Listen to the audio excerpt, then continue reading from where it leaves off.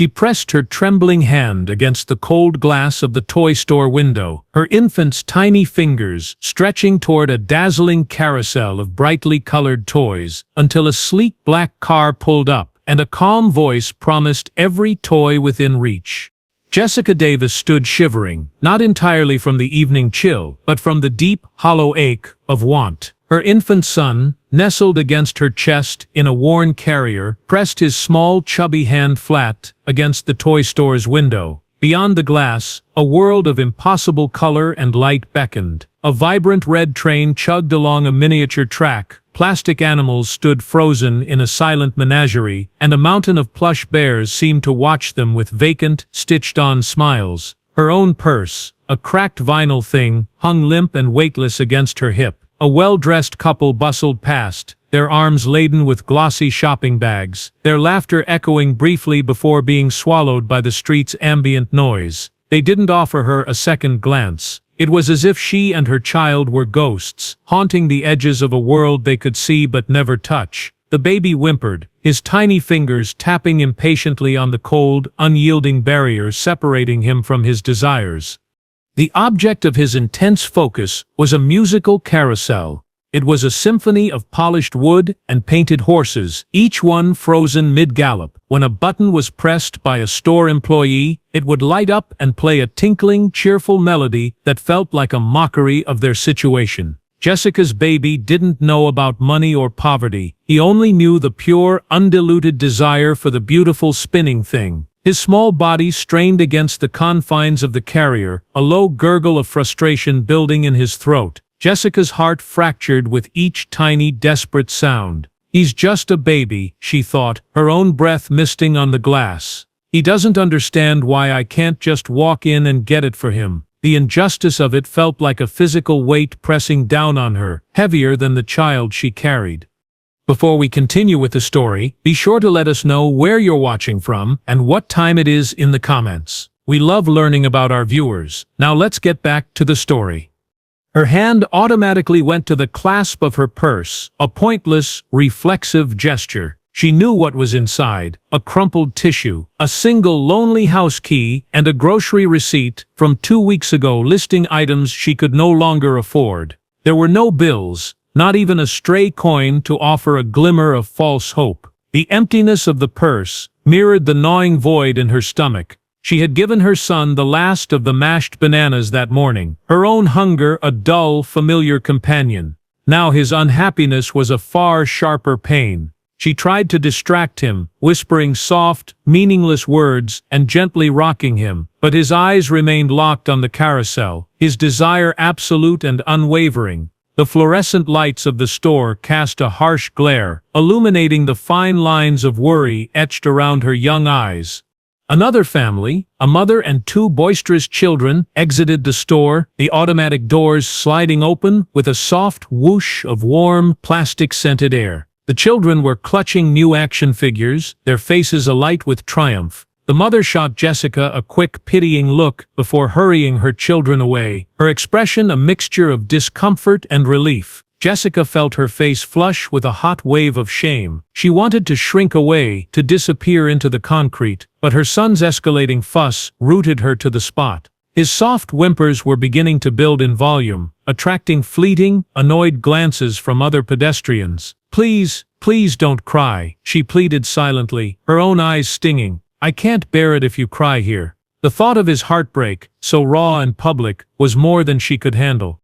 The baby's patience finally snapped. His quiet gurgles of frustration erupted into a thin, piercing wail. It was a sound of pure, helpless longing, a tiny siren of unmet need that seemed to cut through the noise of the city. Jessica bounced him more urgently, her own heart pounding in a panicked rhythm against her ribs. "Shh, baby, it's okay, she murmured, her voice trembling. But it wasn't okay. The carousel stood mockingly in its brightly lit display, a symbol of everything she could not provide. The chasm between her love for her child and her ability to care for him had never felt so vast or so cruel. Other shoppers now actively steered clear of them, their paths widening to avoid the spectacle of her poverty and his sorrow.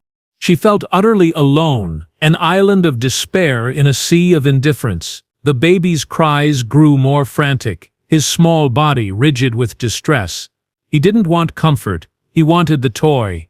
He was too young to understand the complex failures that had led them to this moment, to this specific patch of cold pavement outside a toy store. His world had shrunk to the space between his wanting hands and the glass. Jessica squeezed her eyes shut, wishing she could block out the sound of his pain and the sight of the judging, averted faces passing by. She felt a tear slip down her cheek, hot against her cold skin. It was a tear of frustration, of anger, of a profound and soul-crushing helplessness that threatened to consume her entirely.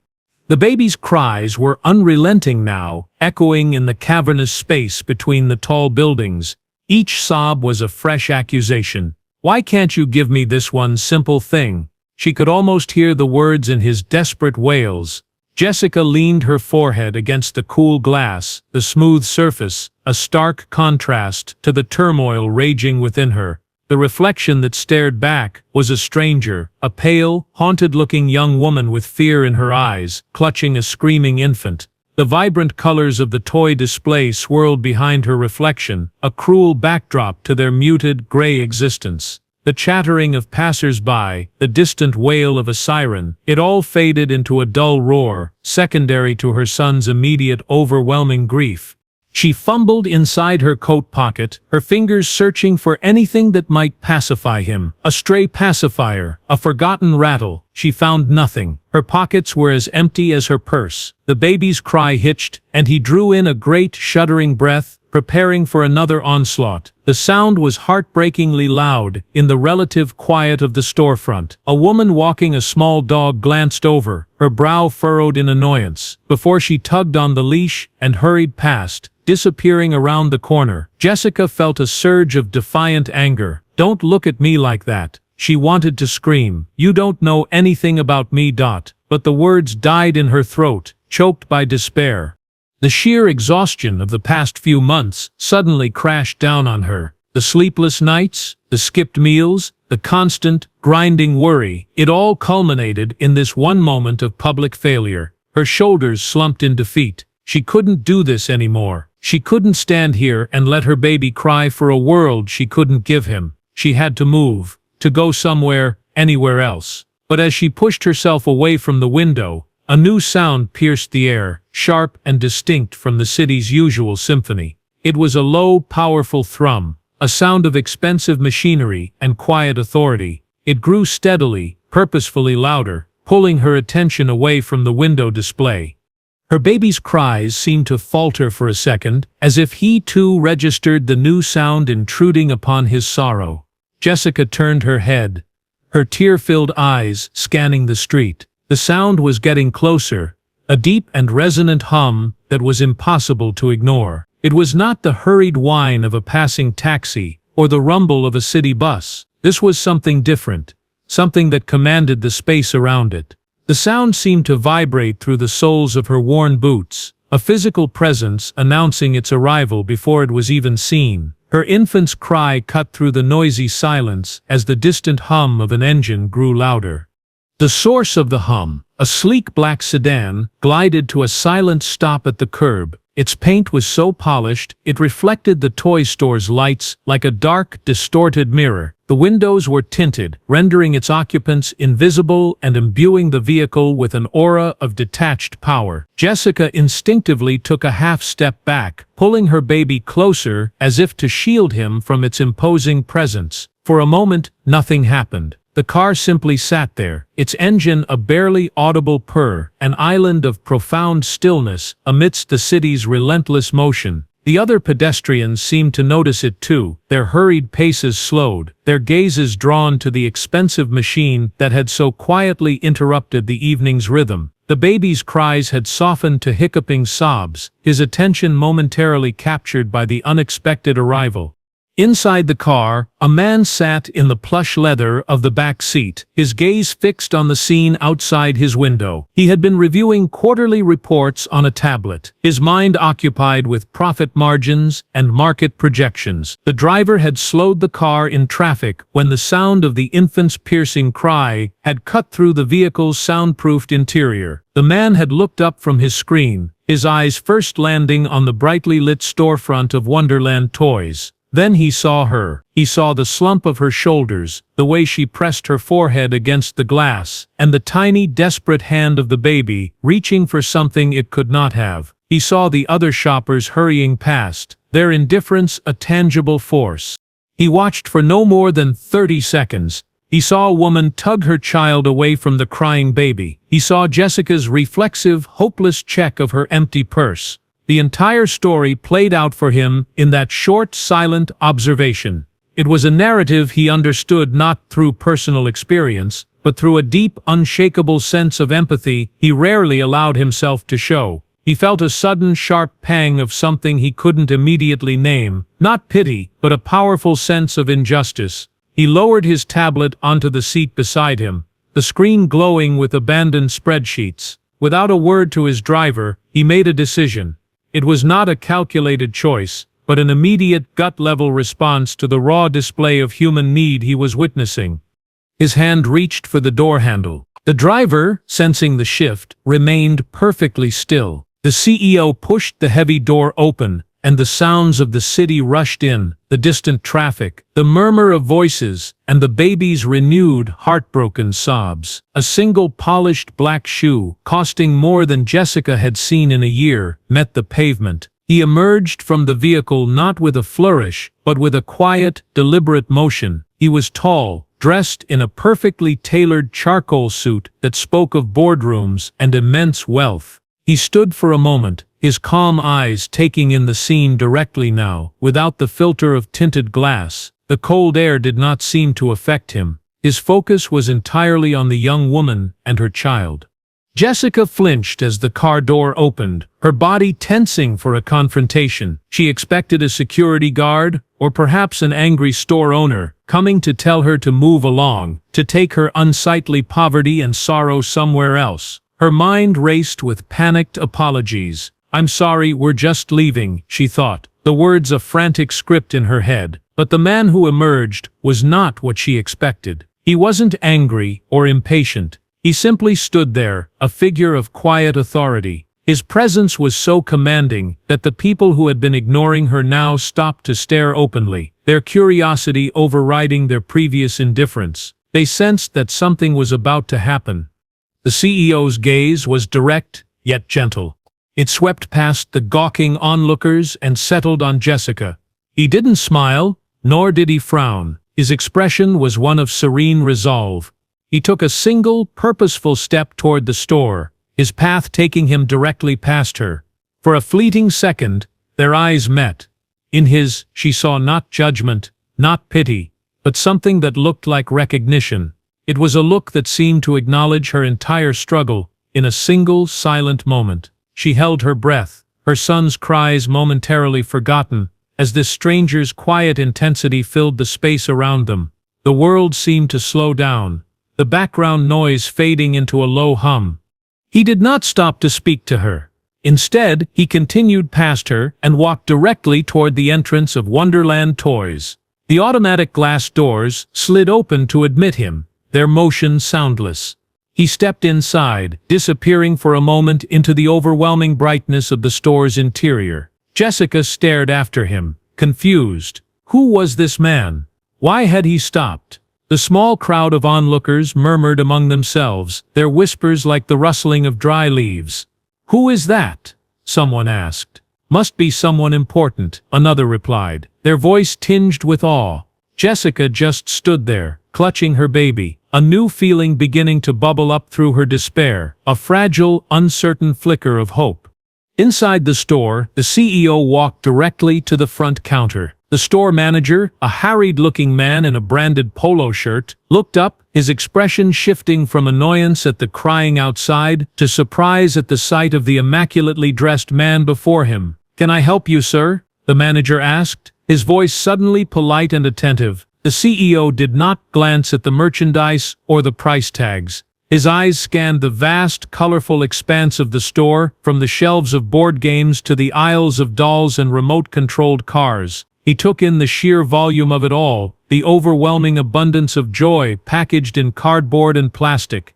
His decision, made in the car, solidified into action. He turned his head slightly, his gaze falling upon Jessica and her baby, who were still visible through the large front window. He saw her pale, tear-streaked face, the infant's red, blotchy cheeks. He saw the carousel, the object of the child's intense, unfulfilled desire. Then he turned back to the stunned manager, his voice low and steady, yet carrying an undeniable weight of command that made the manager stand up a little straighter. The CEO's footsteps were the only sound in the suddenly quiet front of the store, as he turned from the counter and began to walk back toward the entrance, his purpose clear and his stride unwavering.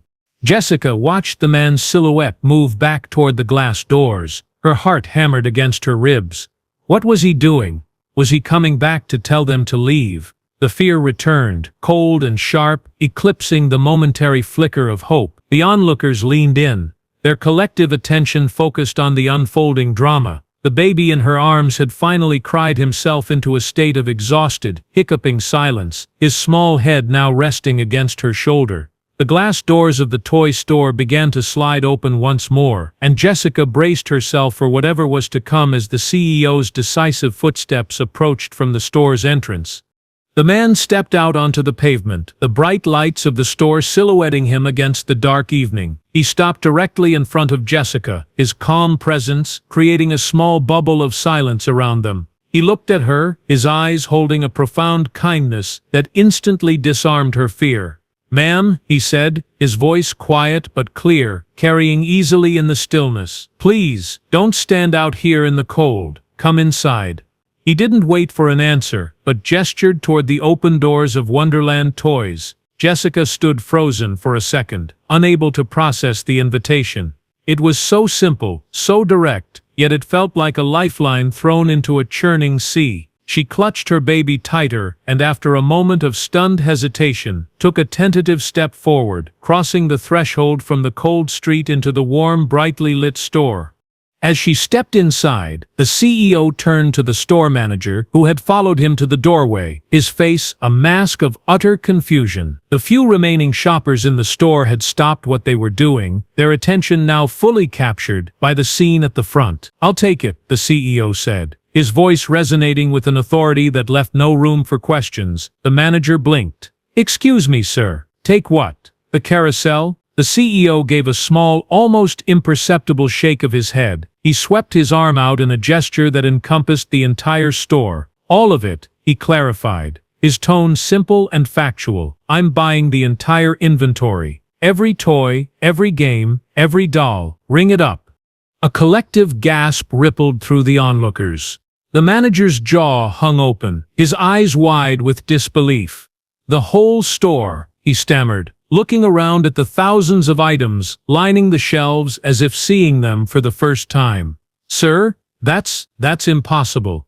The logistics, the CEO cut him off, not with impatience, but with calm efficiency. "My assistant will be here in 10 minutes to handle the payment and arrange for delivery. Just begin the process." He then turned his back on the dumbfounded staff and the murmuring crowd, his focus returning entirely to Jessica and her child. The commotion, the monetary value, the spectacle, none of it seemed to matter to him. His purpose was singular and clear.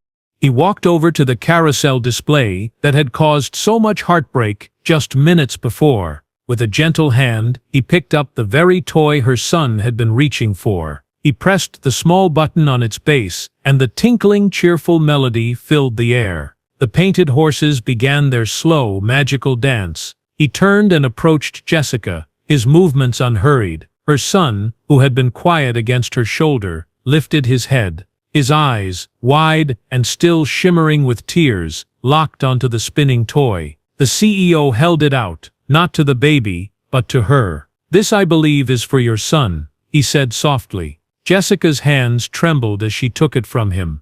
She lowered the carousel so her baby could see it up close. His tiny, hiccuping sobs stopped instantly. A look of pure, unadulterated wonder dawned on his face. He reached out with both hands, his small fingers closing around one of the painted horses. A slow, wide smile spread across his face, followed by a gurgle of delighted laughter. The sound, so full of innocent joy, echoed through the stunned silence of the toy store.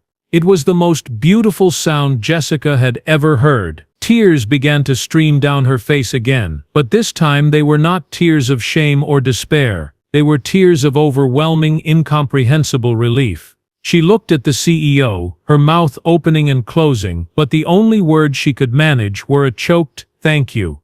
The shoppers who had previously averted their gazes now stared, their faces a mixture of astonishment and dawning shame. The couple who had bustled past with their own bags stood near the entrance, the man's face pale with regret. The woman who had given her a pitying look now met Jessica's eyes, her own welling with tears. She mouthed the word sorry, a silent apology for her earlier indifference. They were no longer seeing a nuisance or a problem. They were seeing a mother and her child, and the profound act of kindness that had just unfolded before them. Their casual cruelty, their failure to see, was now laid bare under the harsh fluorescent lights of the store. The store staff, jolted into action by the manager's frantic gestures, began a surreal process. They moved through the aisles, pulling armfuls of toys from the shelves and piling them onto the counters. A mountain of bright, colorful boxes began to grow, a testament to the CEO's impulsive, large-scale generosity. The scene was one of complete, chaotic wonder. The quiet, orderly store had been transformed into a whirlwind of activity, all centered around a single, quiet command. The air buzzed not with commercialism, but with the palpable shock of what was happening. The cash registers sat ignored. This was a transaction far beyond their simple mechanics. The CEO watched the scene for only a moment longer. He saw the baby laughing, Jessica weeping with relief, and the stunned faces of the onlookers. He saw the mountain of toys beginning to form. His work was done. He gave a final, small nod to Jessica, a gesture of solidarity and farewell, and then turned and walked calmly out of the store. He didn't wait for thanks or acknowledgement. He slipped back into the waiting black sedan, and the car pulled away from the curb as silently as it had arrived, disappearing into the flow of city traffic, leaving behind a wake of wonder and altered lives.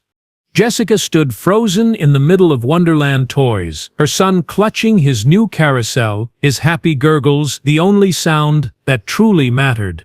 The manager approached her hesitantly. "Ma'am," he began, his voice filled with awe. He said, "You and your son can pick out anything you want before we pack the rest up." But Jessica wasn't listening. She was looking at her baby's joyful face, the reflection of the spinning carousel dancing in his wide, happy eyes. The weight of her poverty, the shame of her desperation, had vanished, replaced by the solid, tangible reality of this one perfect toy and the impossible kindness of a stranger.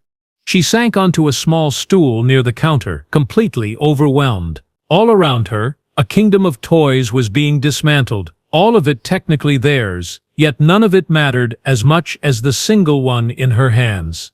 The indifferent city, with its hurried crowds and cold shoulders, felt a million miles away. Here in this bubble of warmth and impossible fortune, she held her laughing son. Surrounded by mountains of gifts, a testament to a 6-minute encounter that had changed everything, Jessica felt the first glimmer of a new beginning, a future that was suddenly, miraculously, full of hope.